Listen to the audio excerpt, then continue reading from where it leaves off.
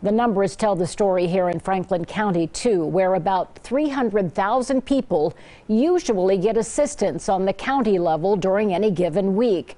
NBC4 has learned during the first week in April, first-time applications for Medicaid were up by 9%. Applications for SNAP food benefits were up more than 14%, and requests for cash assistance were up nearly 20%.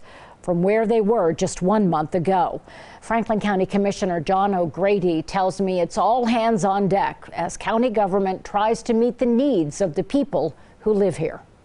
We've spent the last month, kind of drinking from a fire hose, doing all that we can, making sure that all the bases are covered, that everybody's being serviced, that everybody's being touched, and that everything's being taken care of. Each day starts for John O'Grady with an online meeting that typically has more than 100 people from dozens of county departments and agencies setting COVID-19 strategies. To try to figure out how we can do more for the businesses that are in need, do more for folks that are out there that are looking for a job.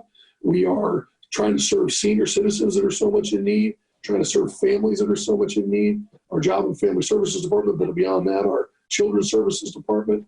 I mean, it's a gigantic job that's gotten even bigger. O'Grady is one of the Democrats with high praise for Republican Governor Mike DeWine's ongoing handling of the pandemic. But the job is complicated by those, like protesters at the State House, who are non-believers. That we've overcorrected, that the governor and Dr. Acton have shut down the economy and left people out of work, and that it really isn't as bad here as they've been led to believe. Well, what I would say to that is these are very trying times. These are very difficult times. But this is the pandemic that folks have been avoiding for 100 years. This is the pandemic, the worldwide global pandemic that we haven't seen since the Spanish flu of 1918. O'Grady says Central Ohio is in better shape than much of the country because of the early effective controls. I think things have gone extraordinarily well in Ohio, especially when you compare us to what's going on in Michigan and Pennsylvania and New York and Illinois.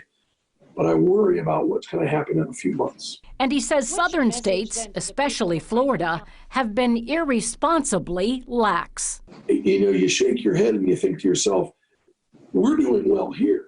But what happens when in all these other states, when those numbers spike, and then we have to bear that consequence back here in another month or another 6 weeks because people travel back from Florida when the weather becomes nice and snowbirds come back. O'Grady says he's bracing for that, and he says there is concern about the possible spread of coronavirus inside county jails. He says a meeting is set to talk about that tomorrow morning.